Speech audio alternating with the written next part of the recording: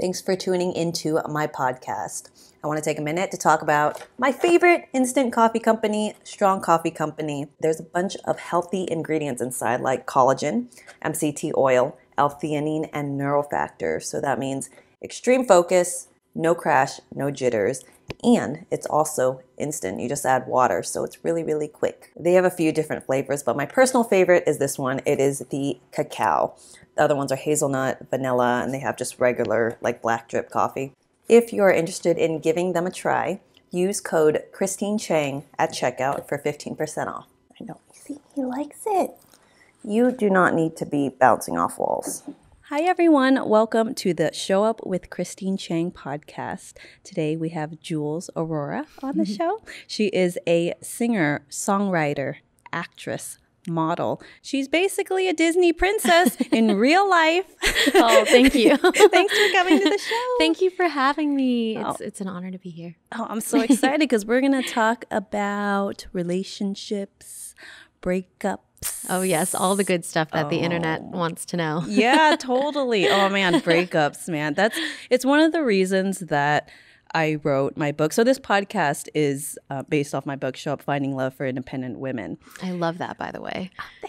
Thanks. I just know because I'm like, this is a conversation that needs to be had because there's a lot of solutions out there. And of course, everyone has, been through a breakup, all the things. But to really talk about how it feels, the frustration, the pain, especially if you're a very capable woman who's doing great. You're beautiful. You have this career, all the things, great friends. You're going to these galas, great family. And you're like, wait. You're so kind.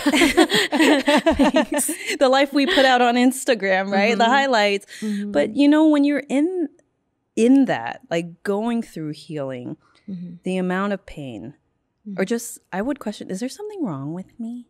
Yeah. And I was on a hamster wheel for a while going through the process. And I know you had gone through a breakup kind of recently. And that's what's inspired some of your new music, which I'm sorry you went through a breakup, but it does make some of the best music. Honestly, I'm grateful for it because the song that came from one of the most painful breakups of my life is one of my best songs. So, so I guess that's like a positive that's definitely come from it. Absolutely. Which song is that? It's Care For You. Care For You. Okay, yes. See, the number 4 and the letter U. Yes, I have it. Care For You. So I wrote down some of the lyrics, and I'm going to read them if that's okay. Yeah. Unless you want to sing them. Oh no, you can read them. This is I've never done this before. Okay, this I'm is cool. Read them. And I tried too many times to justify, but you're still the same. Hiding messages on Instagram. Now I see that you're not half the man I thought you were. You had me thinking that you really cared. Flowers, kisses, cards, and teddy bears. The things we can't take back. Did you write this song? Yes, I did. And it's based off a true relationship? Yes, it's based off my last relationship. So those lyrics, it's very interesting hearing them read back to me, but it's very real. Every single line of this song I wrote from the heart. Was this a long-term relationship? Yeah, it was almost 2 years of us being together. And it was, the first part of the song is really just about that idea that you think this person is really in love with you or really loves you. And that's the flowers, kisses, cards, and teddy bears part. And then unfortunately, I found out that he wasn't that person that he was to my face. And it wasn't the same as the person he was, unfortunately, when I wasn't, aware of things. And it was really heartbreaking. It was really hard. And like you said earlier, I want to bring it back to that. Everything on social media, it's so crazy because we went through the breakup at the beginning of this year, and I just came out with this song about 2 months ago or a month and a half ago. And so a lot of people on the internet think that it just happened, but actually this whole time I've been processing it. And unfortunately, with social media, there is so much pressure, and I don't think anyone had any idea other than maybe my close friends that I was even going through anything. But now everyone definitely knows. Well, it takes time to heal too. You say January, but where are we at now? 10 November. months? Yeah, 11 already. months almost. But it does take time. The healing process takes time. I think for most people who are honest about it, to process all that, especially if it sounds like there was lying or betrayal. Yeah. And the feelings of lying and betrayal have been so hard to recover from because it's tied to like your self-worth. And as a woman, you know, I think in society we're kind of trained to gather our worth from external things rather than ourselves. And that's something that I'm really, really focusing on this year. That's been like the main thing out of all this pain. I just like really want to not rely on a guy or social media or like numbers or just anything external to know that I'm worth like a good love. I'm going to cry. You know what I mean? Yeah. Absolutely. Yeah, the way that we're brought up. And I think that's been one of the gifts of aging, which can be tough too. You know, entering my 40s and when, you know, your face starts to change because it doesn't click. It didn't click when I was younger. You look amazing. Oh, thank you. I get microneedling and things like that. Which is we new love for that. me. We love that. But yeah, when you're younger, like I didn't have the foresight to know, to expect these changes. Like, yeah, it's going to happen one day, but it really makes you start to do the work of self-love, self-worth, no matter what you look like. Or my thing was also accomplishments too. Yeah. Being raised, right, to be successful. Exactly. Like I came from a very like strict Filipino household where it was like A+ everything. I did all the extracurriculars. I was in ASB. I was in everything you could possibly be in high school. And I think growing up that way, and you know, our parents, they do their best, and I love my family, but it was just a lot of pressure, and I think I just carry that into my life now. I focused a lot on what I could accomplish to prove myself, or in this last relationship, it was like always trying to prove that I was lovable or that I was enough for him to change, when really it's not up to me to be responsible for someone else's change of behavior. Absolutely. That's a big lesson to learn. I remember when I learned that, of when a person shows you who they are, believe it, and no one's changing. I mean, a person could change, but they decide to do it for themselves. I learned I am not changing anybody. Like, do I accept this person as they are? Yeah. I would love to talk. Oh, I'm sorry. Did you want to say? Oh, no, I was just going to say that I completely agree, because that's the biggest lesson that I think I learned, you know, from that last relationship, was that I can't change people. And no matter how much I love them, which I loved him so much, I still do. And that's that song, you know, it's I hate that I still care for you, because I know that I shouldn't, you know, but I'm just like, I can't help it that I'm like a loving person. And I like really gave my all in that whole relationship. And sometimes I just don't want to, like, I don't want to care anymore. But I think making the decision that's not based on my heart, but rather like I'm worth more than this, and focusing more on like my worth versus just because I love someone, I'm just going to tolerate all of this mistreatment and things that I don't deserve. So I'm just glad that that chapter is over. Did you have any previous relationship patterns? Is this your first time trying to convince or earn someone's love, or have you experienced that before?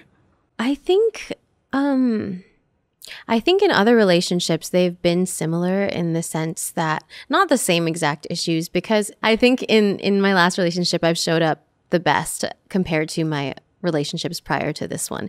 And yeah, I think this relationship, specifically this last one, was unique, but I definitely have experienced similar patterns, in the sense that I think I just always struggled with that. Even when I was a kid, I just, you know, I was always like singing karaoke, like waiting for people to like love it and applaud. And I think being on social media too helps feed that. And that's something that I am working on currently, like just not needing to prove things, not only in relationships, but like in life. And there's I think a certain balance too. Like in my last relationship, I really loved him, and it was very honest. And I think it never came from like a place of needing to prove to him necessarily. It was just, I was waiting for it to be reciprocated. Okay. You know? Yes. I understand. Yeah. Was there anything from childhood? Did you feel like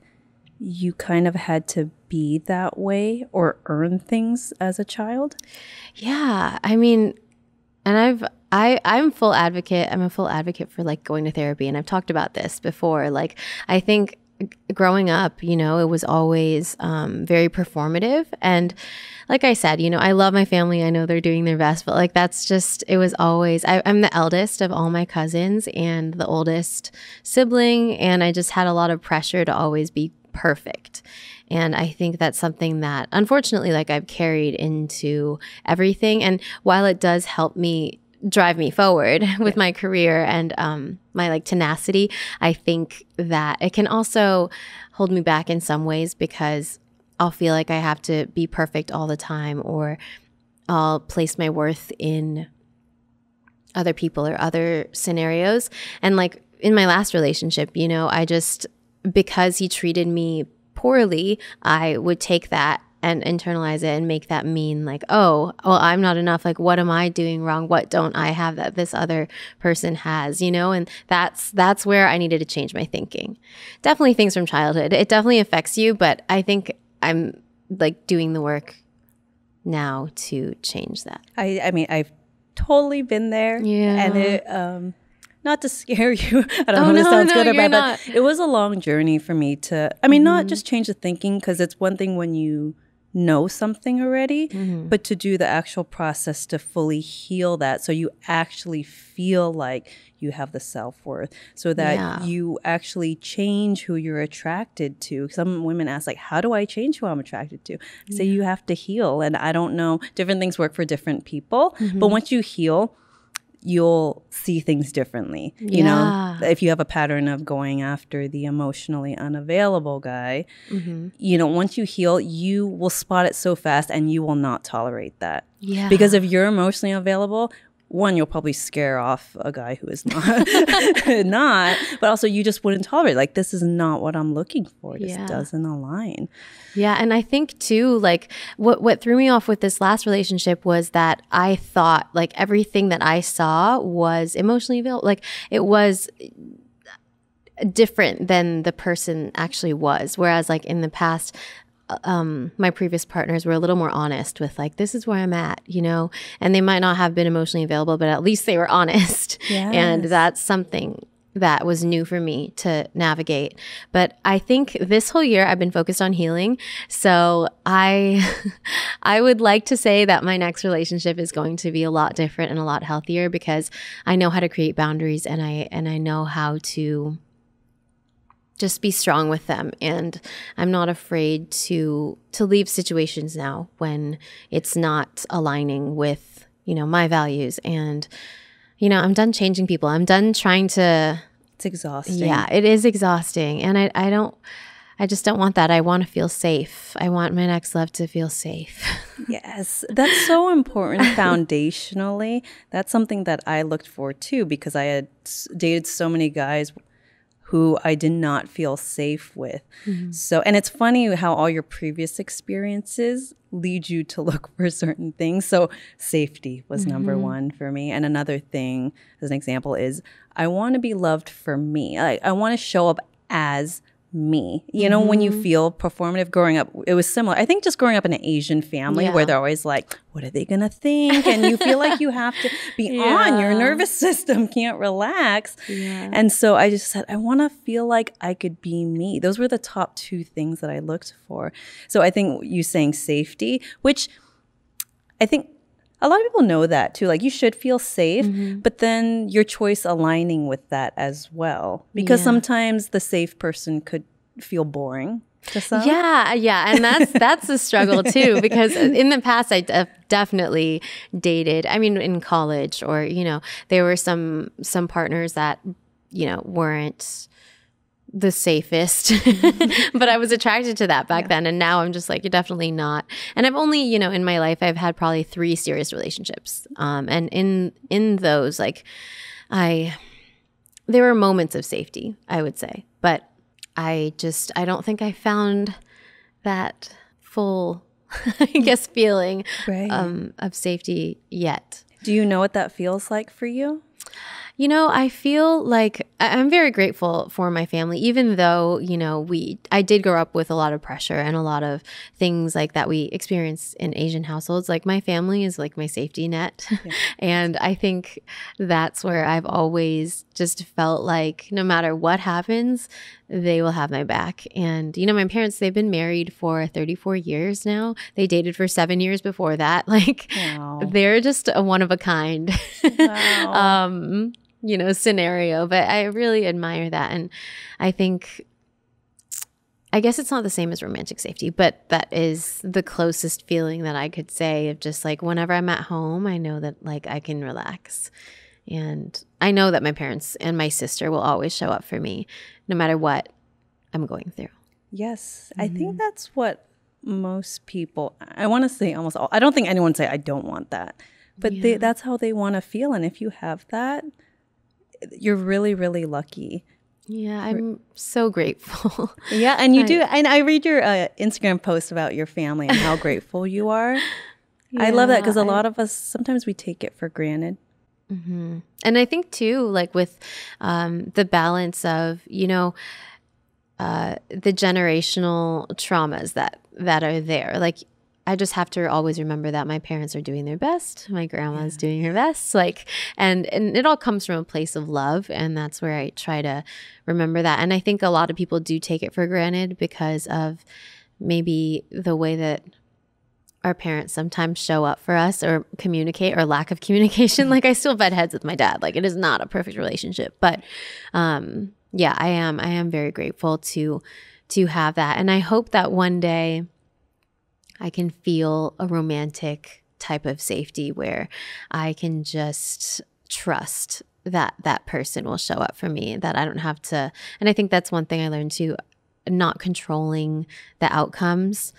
I guess it is similar with the feeling of safety with my family because I always trust that they're going to be there and that they're going to make the right decisions, or if I ask for their opinion, that they have my best interest at heart and in their mind. And yeah, I definitely want that in a relationship. Yeah, it's definitely similar. And it sounds, some people are like, oh, I don't want it to feel like my family or friends. This is different. Yeah. Mm-hmm. But when it comes down to a long-term relationship like that, the elements do, at least from my experience, do feel similar. And that's why they say sometimes your spouse starts to feel like your family. It could be tricky too, which my husband and I have navigated, because when you have so much safety, it's balancing that with the unpredictable and the sexy times and all that, right? And I think it takes a lot of self-awareness and conscious work to keep, you know, because it's just different. Like a fling in Bali for 3 months is different. You might look for different qualities than someone that you're with,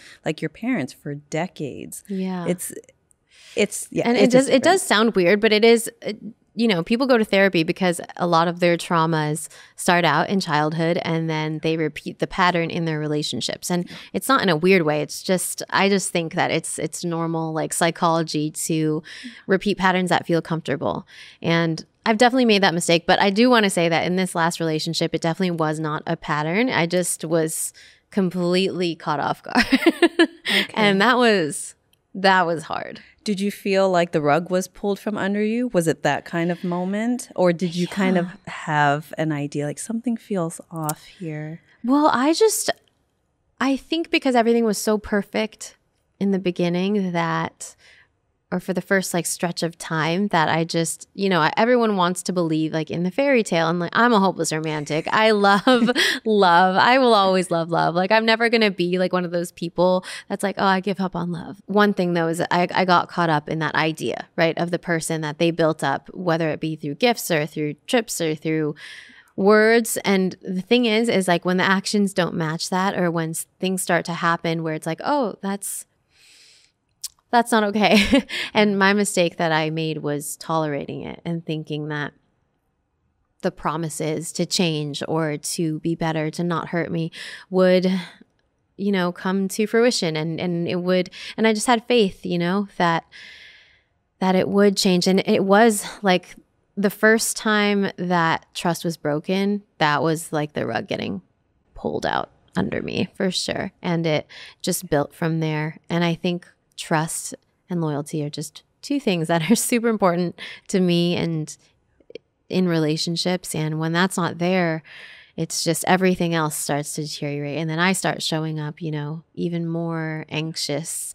And I don't like feeling that way. And it doesn't bring out my best self either, in that dynamic. I love that you take responsibility for, you said the mistake I made was tolerating it, because I think it's easy to go into blame mode. He was an asshole. He was a liar, a cheater. He betrayed me. But there's two parties here. You chose them, and you can take it. This is a self-love journey, right? Of not beating yourself up. Like, oh, what did I learn here, and what would I do differently moving forward? I think is an important component of creating the relationship of your dreams and truly healing. Yeah, I definitely think so. And that's the only way to grow, because at the end of the day, the only common thread in all my relationships is me. So I'm like, okay, let me look at this. And even though it was something that caught me really off guard, I just want to make sure, like, in the future, that it doesn't take up 2 years of time, for me to realize. For me to realize that I should move on, or that the situation is not, what I had envisioned for myself. And just to know that I'm worth more. And it's taken a lot of self-work. And it's probably, I think I am not happy that this happened, because it was really painful. But in a way, I'm very grateful for the lessons that I learned from it. Absolutely. I think I totally empathize, but it's what makes a person wise. I mean, you want the life experience. One time I met someone, and he literally, actually a few people in my life, they said they've never had their heart broken. And I actually kind of felt bad for them.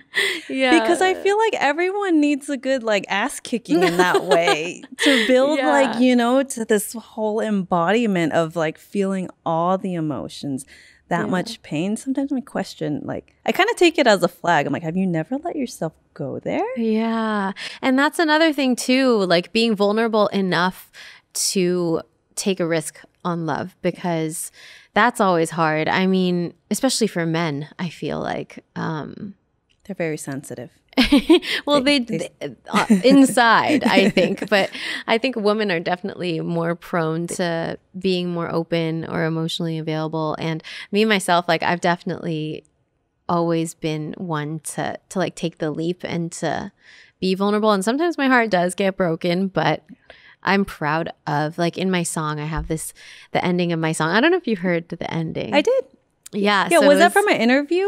It was actually, so I did this thing with one of my girlfriends, and she told me that I should start recording, like, video diaries every 3 months through my healing. And that was the first one I did in January. I was just, it was just another place. But she challenged me to, like, watch it back 6 months from now. And she's like, she's Australian. She's like, babe, you should watch it. Like, watch it and see how much you've grown, And so that's what I did. And I was about to release the song without any voice note at the end, but I was watching my diary back, and that part just really hit me in my feels. And I was like, I think this is a message that I need to share. And it's just that I will never give up on love, and I'm proud of the way that I loved and the way that I showed up. And at the end of the day, that's all I could do. Yes. And I'm happy with that, Oh, I love that. I love that. And it really does. It's hard to be vulnerable, but in order to get what you want, if you want to create that dream relationship, you have to step up and bat. Yeah. You have to go in with an open heart. And a lot of people don't even do that. Because, of course, it sucks to get rejected, or it sucks if someone doesn't choose you back. And you said, I want to touch on something you said as well, is that's all I can do. Is because you're never in control of what someone else does or if they choose you back. There's always a chance for that. I don't know what's going to happen with my husband and I. And I still have fears. I'm like, what if we divorce? We don't make it, like ruminating all these, too much time on my hands. Like all these thoughts come. But that was me. Learning to just let it go. I have no control over this. All I can do is be authentic to me, communicate my needs, do the best to be emotionally available and having the skills to be in a relationship, because I didn't have that based on the way my parents modeled a relationship. Yeah. They're doing the best they can, as you said, but I was like, oh, it's not healthy. I had to learn all these skills as an adult because I didn't have them, and try my best. Yeah. That's it. And so that's all we can do, right? Yeah. And like you said, it's you know, we have to teach each other these things, I feel like, in this generation, because my parents weren't the best communicators, right? And they've been married for so long. And maybe they communicate well with each other, and I just don't see that part. But I think expressing my feelings and coming from a place of, I feel this way, like that's been something that I'm working on. Yes. And just like you said, communicating your needs. And sometimes people will disappoint you. Sometimes, even if you communicate your needs and explain why something hurts you in a rational way, sometimes they still will, unfortunately. And I think the hardest part about this breakup too was just the lack of like respect when it ended and the closure. A lot of things happened where it just was not the person that I thought. And I was completely like way more shocked at the way that it ended versus like the actual offenses throughout the relationship. Like I just couldn't believe that that's the amount of like respect he had for me at the end. And not to go into details, but you know, it's just sometimes you can do everything right and the person still won't show up, and that's where you need to have the strength to like pick up the pieces and to process it all and not take it as like I'm not enough or I just wasn't worth anything. And it's just like, no, I am. And this person, just because he didn't see that or value that or treat me in the way that I know, it doesn't mean that I'm not still worthy of respect. Absolutely. Absolutely. Besides the video diaries, what else have you done during your healing process? A lot of journaling. Also meditations helped me a lot. And I think journaling helps because I can get my feelings out and it's not necessarily with another person, because I always feel guilty. I don't know if you feel this way, but with dumping like all my breakup trauma on my friends. That's why I have a therapist. I'm like, I'm paying you, at least you can listen to me. Yeah, I mean, therapy, that helps too. I was in therapy for like the first maybe like 2 months of good. like the breakup, just because it was really hard for me. Yeah, to just process it. And I wanted to talk to someone who could just help me navigate. And a lot of the things that she was helping me with was not even with my current relationship. It was like, let's go back to your childhood because I think the biggest thing I learned, like I mentioned before, was just like placing my worth in my ability to like change someone. Yeah. So therapy, journaling, meditating, working out, and just putting all of my energy towards my goals, which I don't think my career's ever had this momentum in the past like 2 years that I was in a relationship. That happens with women. Yeah. It's not uncommon after a breakup, their career just soars. That's how I feel. I mean, it's true. I find it very interesting because you think of all the energy that you used to put into that relationship. And if you just focus that on yourself and you see the results of your career, you see how much energy that is. Yeah. And that's another thing that I learned too, is just I never want to lose my identity or lose my passion and my fire because of a relationship. Like, I think it should only enhance that. And, you know, the internet is funny because it's never as it seems. Like, you know, publicly, he was very supportive, but there were many times when I got comments like, well, what if you don't achieve your dreams? Or I wouldn't like it if you made more money than me. And those things, I just let them slide. I was like, oh, he didn't mean that. Like, but you know, it comes back and it shows up in different ways. And I don't want that. I want to feel supported in my dreams. I want someone who's going to be like, oh yeah, like what if you do get that Disney princess job, or that, you know, book that big role, or whatever it may be. I want a teammate that's genuine, both on the internet and off the internet and, you know, in life. And I think that's just a big thing I learned is I want to maintain my dreams and my aspirations too throughout whatever my next relationship is. And I don't just want it to be only when I'm single, I'm thriving career-wise. Absolutely. And I think that could be the tricky thing for modern women. I mean, everyone's different, but it's not uncommon for some men to feel uncomfortable if the woman makes more money and they say, I don't want someone to compete with me. And all I could think is, we're not trying to compete with you. Like for you, you're passionate about your career and you just want to put this out into the world. It's not like, I'm going to beat you. Yeah, it's not even like that. I just like, I want to do what I love. And the thing is too, it's like why a big thing was like, why do I have to choose between being a mother and my career? And that's just something that we just always would butt heads on. And I think that that's something that I am firm in believing that you can do both, and you can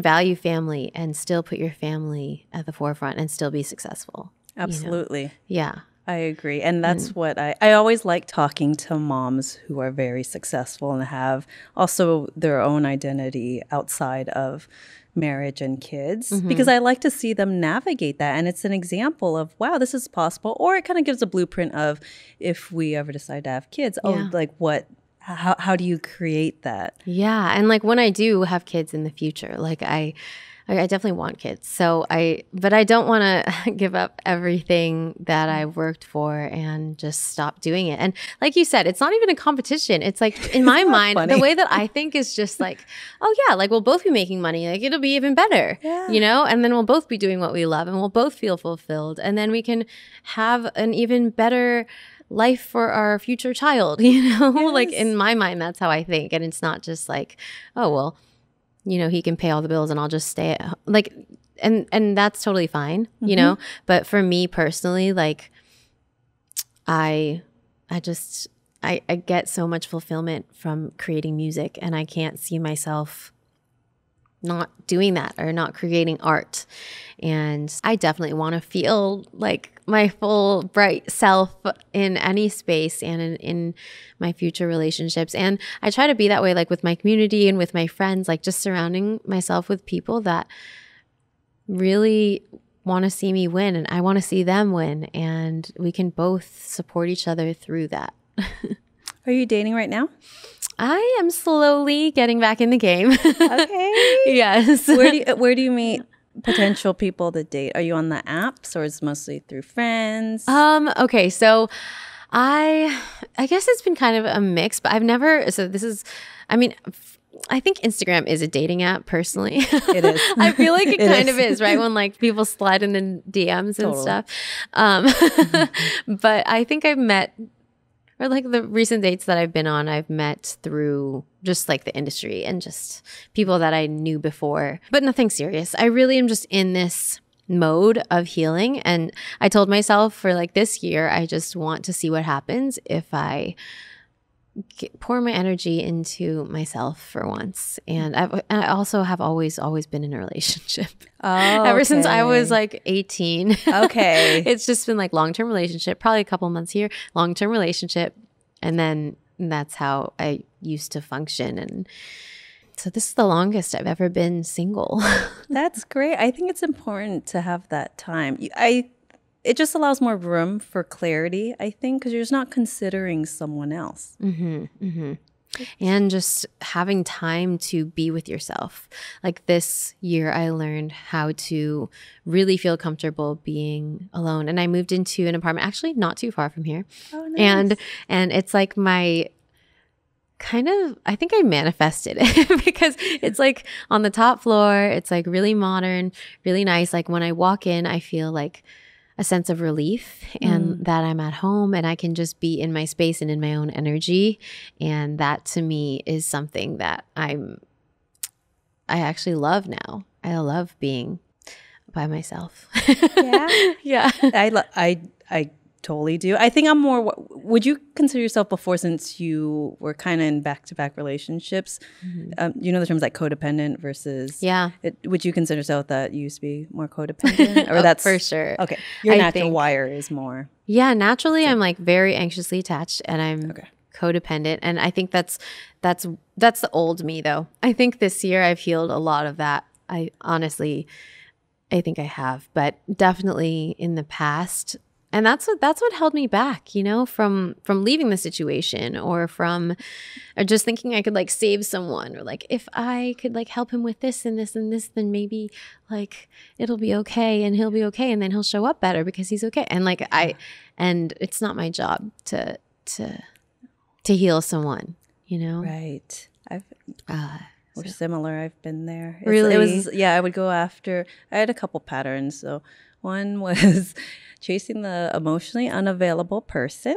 And then the other one, after I started doing personal growth, I would look for people I could fix. Because I found myself, that was where my value was. Like, I can help you. So they would have maybe been like fresh out of a breakup, or I could save you. And they would be grateful for it, but that it just wasn't healthy. Yeah. And you know, with everyone, I'm sure you've had lots of conversations with girlfriends, and it's easier to see from the outside. But for every individual person, it clicks for you when it clicks. You decide when you want to change. You decide when you're fed up with your own choices and bullshit, you know? And you know when it happens. You're like, okay, I'm not going to date this type of person anymore. Yeah. No, completely. I completely agree. I've definitely been in that scenario of saving, and, you know, I also have been learning a lot about masculinity and femininity. And one thing that I want is to be able to be in my feminine energy. And I think in my last relationship, it brought me into my masculine. Like, I'm naturally a very feminine energy type girl, you know? Yeah. I love just being soft and loving. And I think when I feel unsafe, I try to control, and I try to, you know, just save them and do things for them and tell them what, you know, what's right and what's wrong. But really, it's like, I look back and I'm like, I don't want to be someone's mom. And that's also not attractive. And I just never want to be in that place again. I don't want to bring myself to that place again, because I think that's how I would cope with the feeling of unsafeness. You touched on it a little bit. What are you looking for in a partner? How do you want to feel? You already touched on it a little. Safe, trust, loyalty. What else? Just like I said too with the career stuff, like a teammate, someone who is not going to be threatened or intimidated or just not want me to shine. And I want someone who is comfortable with that. And I can also be comfortable with them when it's their time to shine. And I think there's like that balance, and definitely like good communication. And I think someone who's just very grounded and knows themselves and can take ownership of when they do make mistakes. Because I think I'm not looking for someone who's perfect. I don't think anyone's ever going to be perfect, but I think it's like making the mistake, acknowledging your part in it, and then moving forward with like hopefully changes, and being mature enough to like have these conversations without running away or just, you know, being vulnerable. Like I just want them to be able to be vulnerable. Sorry, that came out wrong, but you know. Do you like older guys? My last relationship, he was younger, actually, a year younger. Okay. So that was different for me. But other than him, it's always been a little older. Okay. A little older than me. Just a little older. Yeah. Yeah. Although it's funny because I do click well with just, I think, I don't know why, but my whole life I've always had friends that were older than me. Or I think it's because I was the eldest cousin. So here's like all of my parents and aunties and then me, and then all my younger cousins. So I kind of never had my own age group. Oh, I see. Yeah. So I was always relating to my titas. Yeah. You know? Yeah. Well, just based on what you were describing, that's why I asked. Because in general, I think people, you learn through life experience, but with men, and I feel like they sometimes learn slower than women, these kinds of things. Well, yeah, right? I think so too. I don't want to get in trouble. I don't want to get canceled, but I think that's a biological fact though. I read somewhere, you know, that women's brains actually mature faster. So I don't think that's far off. They do. And it's also the way men are raised, which I feel it must be so tough. You know, they're so disconnected from their emotions because they're not brought up to nurture them at all. I mean, us growing up Asian, it was already like not really nurtured, but for the boys, it's even worse. It's even worse, and they don't know how to communicate. And that's where I think at this point, it's November. Like I'm doing pretty well, like emotionally. I don't, I give my ex grace in the sense that I know that that's the best he could show up. Yeah. And even though it was not what I wanted, I do understand why. And I think that's, like you said, it's like if someone doesn't learn these things and then they don't take the time to try to learn them either through therapy or reading or whatever it may be, then how would they even know? Right. Yeah. So awareness and also the accountability and self-responsibility. Yeah. That's a huge one, I think. Oh, because you're doing the work, like self-aware, you want like someone to match that, right? Yeah. Yeah. And I think we deserve that, I mean, I can't wait for that. I think that's something that I have really nurtured in my friendships, though, I will say. Like, okay, even though I don't have a boyfriend, I think that my life is still so full of like people that are supportive and just everything that I just talked about that I want in a relationship. They embody that in a different way. And that's why I think it's beautiful that there's different kinds of love, because my life is still so full of love, even without a partner. And even when I'm just alone in my room, it's still full of love. That's a good place to be. That's a really good place to be. And I love that you have a good community. I think I say it's a green flag, especially for a person who values relationships. Mm-hmm. I get in trouble sometimes when I say this, like, it's Instagram and TikTok. I mean, the internet's crazy. But there is a clip and, I just say, if relationships are important to you, and you meet someone and they don't have any friends or any long-term relationships, it is a red flag. Mm-hmm. You should look into that. Mm-hmm. Because usually when they have friends, it shows that they value these relationships, and also they have the skill to know how to nurture these relationships. Yeah. If someone doesn't have anyone close in their life, it's like, what happened there? Mm-hmm, and I know there's sensitivities. Friendships I've learned via the internet, is a very sensitive topic. Because there can be betrayal and a lot of hurt in that area of life too. But it sounds like you're in a really healthy place. Yeah. Honestly, I feel, are you super picky? I guess. Do you have a specific type? Oh, like you mean like physically? Well, well, see, this is my problem, because I think I grew up watching too many Disney movies. Okay, you're looking for no, but I think in the past that's like what I had in my mind, but now it's the way that I feel in the relationship. And obviously, like, I want the attraction, but I don't just want it to be this whirlwind of madness anymore, And I hope that I find someone who is the whole package, and not perfect, but, someone that I'm attracted to. Yeah. But I guess I'm picky, maybe. I don't know. Because to me, okay, for someone who's like you have choice. Okay, you have choice. So a lot of times the way I see things, this might be through my own filter or glasses or goggles. We all have them. Mm-hmm. But a lot of times I feel if a person wants to be in a relationship, it's there for you if you want it. It's just what do you see? And if you're around enough people and you're meeting enough people and you're open, to me, it's available there. It's up to you choosing and being open. And it's not settling. Some people will say, like, there's a term for it, like maximizer. Some people want just this perfect person. So they always, even if they get into a relationship or they meet someone, they want to maximize and they keep looking for the best thing, the whole package. Yeah. Versus being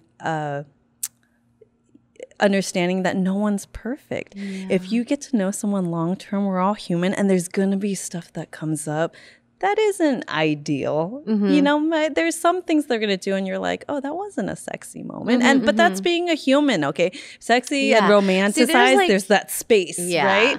Yeah. And when you live together and you see everything, a lot of that gap gets closed.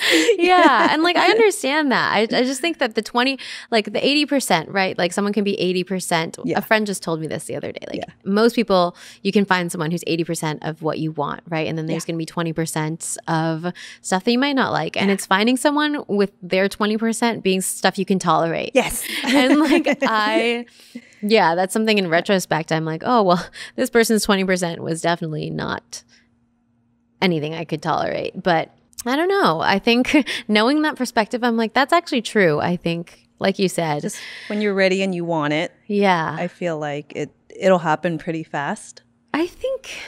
I hope so. I think I'm still like in this zone. I actually just released another song called Golden, and it's about that feeling in your room when you're feeling like you're not enough. And it can relate to relationships, but it's more so just like self-love and self-acceptance. And that's what I've really been going through this year because I think everything stems from that. And I just wanted to tackle that and really focus on that and make sure that while I don't think I'll ever be perfect in a relationship either, like I make mistakes, but I just want to make sure that when I do allow myself to be all in again, that I'm ready. I don't know. There are a lot of contenders, I guess I could say. Choice. Wait, are these guys, do you tend to date in the industry? Entertainment? It's tricky because I think typically yes, but I've definitely tried unsuccessfully to date outside of the industry. But I'm open to like I think it would be nice to date someone outside of the industry, or just maybe not in my part, or just maybe not on social media. That would maybe they can be in the industry but just not have social media. I'm like figuring this out as I'm talking to you. It's so specific, but actually that is a thing. My husband and a lot of his friends, none of them are on social. I'm like, you guys are smart. You're actually like living in the real world. They don't care to be. And a lot of their partners, their wives are the one professional dancers, or like with me and my podcast, all up on social media. But sometimes I feel it's a compatibility with space too. I imagine if I were to be with the guy who was really into social media, so I'm like, oh, there's not enough space here for both. Yeah. Well, that's what I'm saying, because then there's like that unspoken competitiveness, and maybe I could find a partner that didn't have that, Yeah, some couples like the Instagram, like as long as you're heading in the same direction together. Although I will say, I think it will take a while for me to put my personal relationships on the internet again, because I think I'm traumatized now. You did with the last one? Yeah. Okay. Yeah. And I think just inviting millions of people into your relationship, as much as I try to think, oh, like that didn't affect us, I think it did. I think the pressure, it just adds another layer of pressure. And we already have pressure from family, from like expectations from each other. And I just think it just adds another layer and then just people all wanting to know, what's going on after. And the most I could say, like I really struggled with that too, navigating that after the breakup, because I was like, how do I express myself though, without coming from a place that would look like I'm trying to hurt someone, or just, I want to always be like, come from a place of genuine emotion and class, a certain sense of class. And I think that was a struggle on social media, because so many people they were asking me to make TikToks about what happened and spill the tea. And I guess the most I could do was just write a song, because I was Taylor Swifting it, I think it was therapeutic, cathartic for me to write a song, and that's all they get, Yeah, no, I think you're doing it in a very classy way. And I think just it shows the respect you have for yourself. I think also how someone speaks of an ex also shows a lot about them too. Yeah. Right? I mean, at some point in time, like you cared a lot about this person. Do you still care about? You wrote the song. Well, I think a lot of people probably would be like, "Oh, don't care about him." I think it's like a complex answer because, like, would I be with him again? Definitely not. But do I still care? Like, yes, I do. I hope that he heals everything he needs to heal to show up better and not do this to someone else. I hope that happens. And I wish, I wish him the best. And I think I'm just at peace right now. And I don't want to carry anger or resentment anymore. I'm kind of past that phase. I definitely went through that phase. Good. But it's part of the processing. Yeah. I feel like now I'm just like, you do you. But definitely when I wrote that song, I was still in the thick of like the caring, like kind of missing moments, because as much as it didn't end well, I think we had some beautiful moments, I will say. And I'll never, regret that, because I think those moments were worth, like, it wasn't worth the pain, but it was, it's something that I can look back on and still be like, oh, well, I enjoyed that. Oh, that's good. Like during those moments. Yeah, absolutely. Not that I want that to go back, but just so we're clear.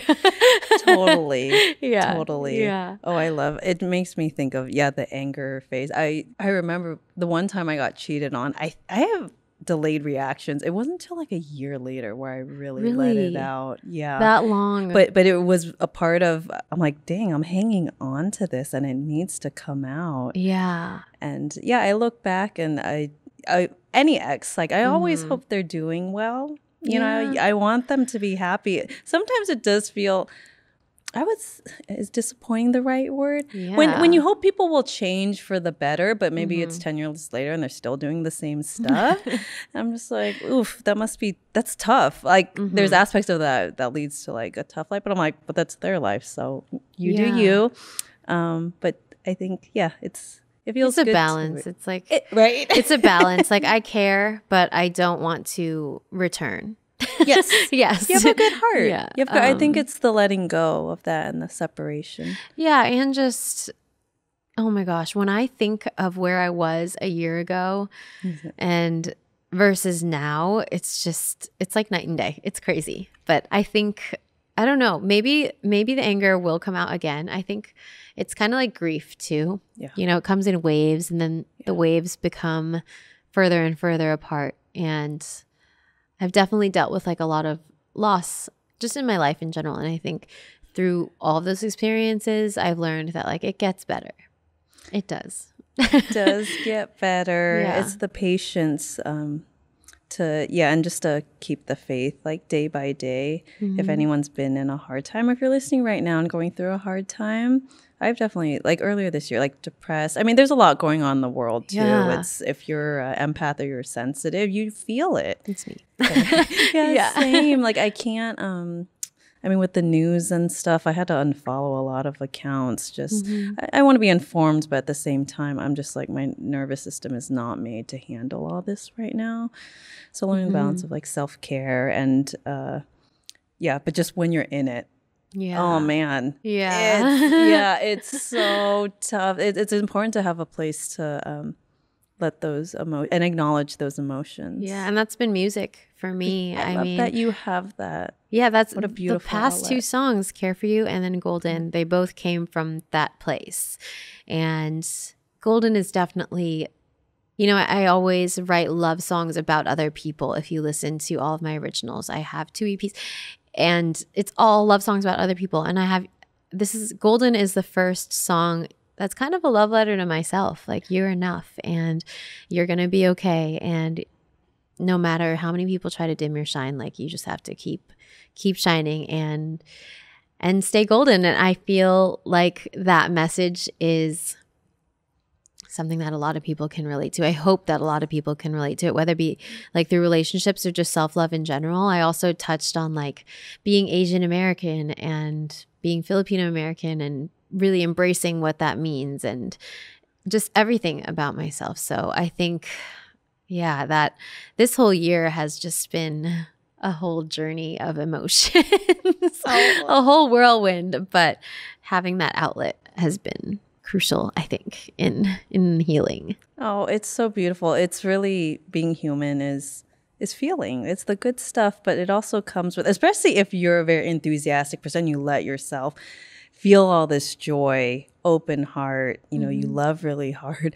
Unfortunately, in times in life, right, you're going to feel the opposite of that. Yeah. There's all the things. What do you think your next album is going to be? Do you think it's going to be a different tone? Oh, for sure. I am already starting it. Oh, yeah. And it's like very upbeat, actually. I'm really excited because that's another thing. I'm the queen of like sad songs. Ballads. I noticed that because I know. I call myself the CEO of Sad Girl. What was it? It was Lover Girl Anthems. A CEO of writing Lover Girl Anthems. Yeah, that's my typical.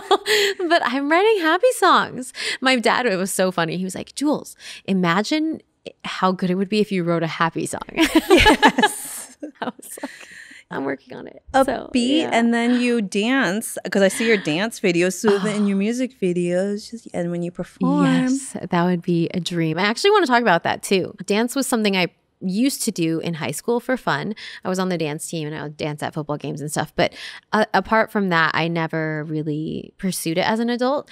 And it was something that I picked up pretty quickly, like post breakup, as like a hobby that I wanted to just use to feel empowered and to feel sexy. And because I didn't have a partner and like, you know, living the single life, you don't really get to express your sexuality and your femininity and really embrace it.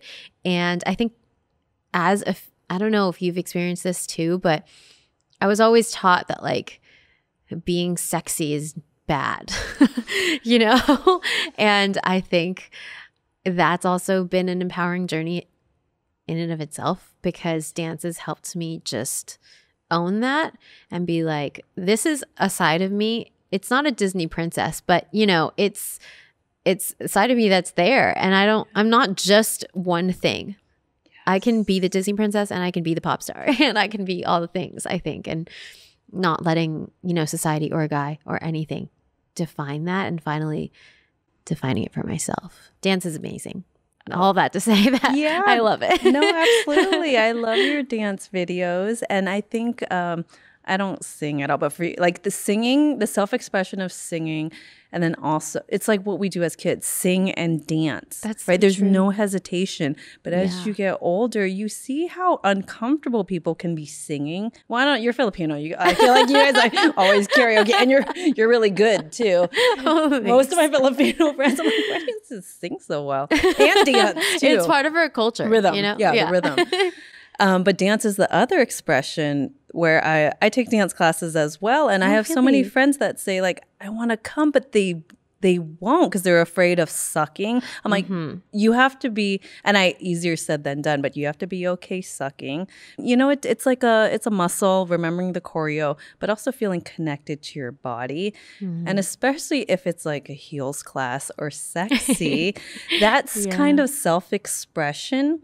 It takes a lot of courage because it's also like if you don't get it, I think there's something when it's a sexy class and you're trying to be sexy and you fall or it just doesn't look which how you definitely thought happened to me. Right? You're just like, oh, you know, there's, I don't know, there's another layer onto it, but so much growth happens and you can see, I feel you can't fake that. That the way that someone feels with how they move, I feel it's difficult to fake. Actually, my dance teachers might argue differently because they might say it's performative, right? But for me, it's do you feel when you are connected to your body and when you're not? Yeah, it's just dance has given me a sense of freedom, and it's tackled, you know, in therapy where they try to tell you be messy. Or it's okay to not be perfect, or there's like ideas of that, and then you try to learn about it and you read about it, but then it's still hard. And dance kind of just taught me that by doing, because I have never felt more free or more messy, or just like even if I mess up, just to keep going. Just even that, like it translates to life, because like I've definitely messed up choreography, and I've definitely, you know, stumbled or forgotten certain things, and then just like the fact that you just keep going, and then you keep owning it and owning your mistakes, owning your flaws. It kind of goes in with that whole self-love concept. And that's why I love dance. And it's also just really fun to just feel like you're Beyonce, you know? Isn't it fun? Yeah. And you should mess up. I think we're all, especially if you grew up having the perfectionism mentality. Yeah. Another dance teacher said, I mean, this sounds a little harsh, but he said, if you're never messing up in class and you're not taking classes that are hard enough, that push you to mess up, then you suck. You're saying you should, because you don't want to be the best and you know the most competent all the time. You need to push yourself so that you do make mistakes. That's how you learn. It's how you grow. Yes, in life. And it's very interesting how it's like that.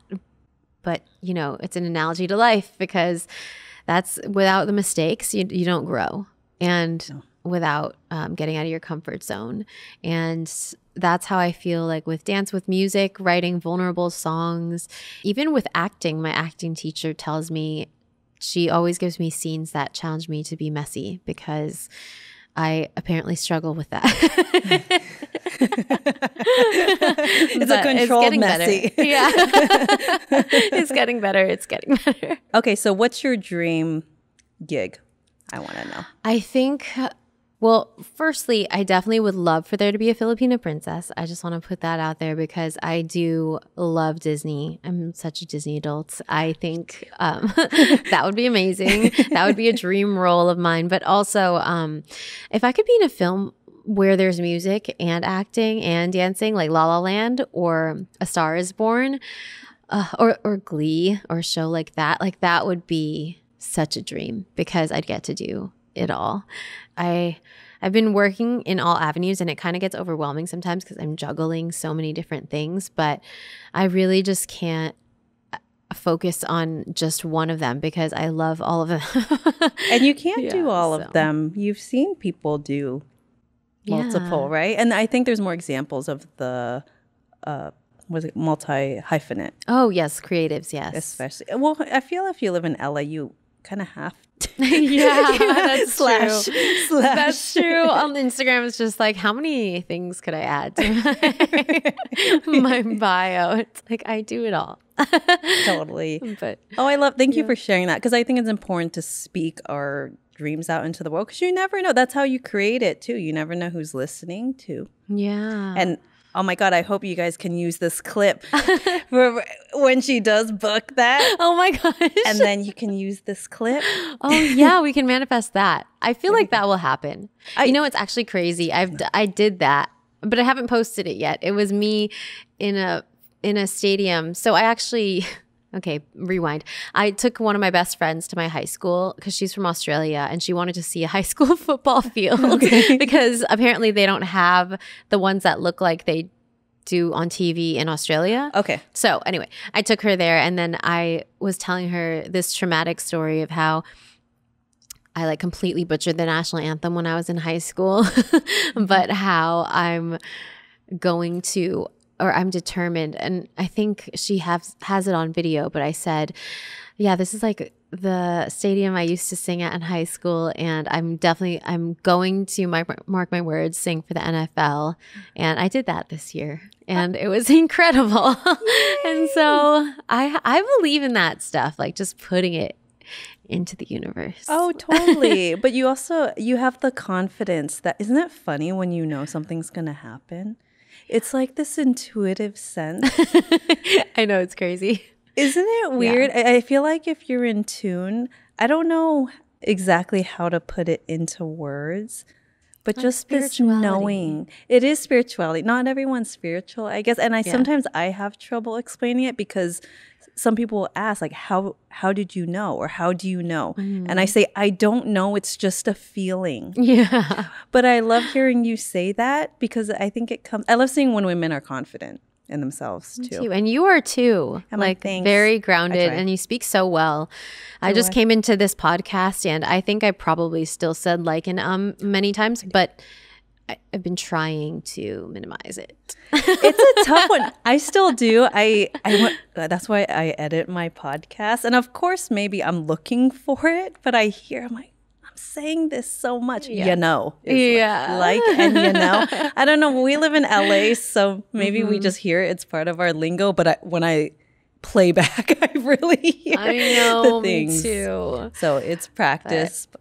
I believe in all of the manifestation stuff, though. Yeah, I think same. that it's happened multiple times in my life too. Like I had a vision board in my room for the longest time, and I photoshopped a picture of myself in Times Square, and that happened. Like, and it's just crazy. and I've seen it happen, so I'm like, okay, I think you just have to be, you know, your own top advocate and really believe in yourself. And I think a lot can come from that, like in relationships and in career, Totally. like in life. Yeah. And everything. It's just when you know your worth and you know like what you bring to the table, I think it changes the dynamic of things a lot. Totally. And also for me personally, because me working with agents in entertainment is kind of newer because I was in a different industry before. But it's interesting how I used to have more of a separation of it. Like seeing the actors in the movies felt separate. Where almost like unobtainable, where now that when you get in it, you just feel like relatable to your peers and you're very clear also on how to build something like that. So it's more I almost feel like I'm here, I'm in it. And I'm having a hard time articulating this. I get it. You know, it's just you have so many things that what once felt unobtainable or like, am I ever going to get there? Like meeting my husband. I didn't know exactly what the feeling would be like. And it actually, I just didn't until I met him. I think I thought I was going to have the Disney, like that kind of, because I'm hopelessly romantic I love too. that. You know, like butterflies. And I overly romanticized it, where when I met him, it felt very at home and peaceful. I was interested, but it was very calm. And like, oh, it's here. But if you would have asked younger me, I wouldn't have forecasted that. That's not what I thought it would have felt or looked like. And it's just such an interesting feeling when you get close to your dreams or you're there, like, oh, it's here. Or it's going to be here. I love that feeling. I love that feeling. And I still fully believe in that too. Like I know that I want kids, I want a family, like, and I can see it all happening, you know, and in addition to the career stuff. So it's, I think it's like, it's important to have that belief, that inner knowing of just everything's going to be okay, especially like when you're doing the work to grow. And whether it be like, I think it's equal parts like action and belief. I always say that. I'm like, yes, I have to believe, but I can't just be manifesting and then expect it to just like appear out of nowhere. And that's where, you know, the dedication or us filming a podcast for, you know, content or doing a shoot or actually, I want to tell this story. This is actually a crazy story. So for the NBA, I've sang now the national anthem for them so many times, but it actually started because they needed a singer to sing Rise Up at halftime for International Women's Day. And apparently the singer backed out last minute the night before. And the entertainment coordinator for the Clippers was like on the internet looking for covers of Rise Up. And I had a cover of Rise Up in my bathroom, just singing it for Instagram. And she DM'd me and was like, hey, I have a huge opportunity for you, but it's tomorrow. So I need to know if you'd be willing to sing Rise Up at halftime for the Clippers. And I was like, yes. Oh my gosh, yes, I'm ready. And that was where like preparation met opportunity. And from there, I met everyone who knew everyone. And it just helped me grow so much. So it just goes to show that like, you know, you never know who's seeing your stuff. Ever. Totally. That's why it's important to put it out there and talk about it, which, like you said, we're doing right now. Of course, yes. Me too. Me too. Well, thank you so much for coming on and sharing everything. Thank you for having me. I feel safe to share here. Oh, good. Yeah. If people would like to check out your music or send you a DM. Oh my gosh. Don't instigate. I'm just kidding. Where can they do that? Yeah, everything's under Jules Aurora. So at Jules Aurora on literally every social platform, on Spotify, Apple Music too. I'd love for you guys to hear my songs. But yeah, a lot of exciting things coming, and happy music next year. Yay. Thank you. So thank you so much. It's been so nice talking to you.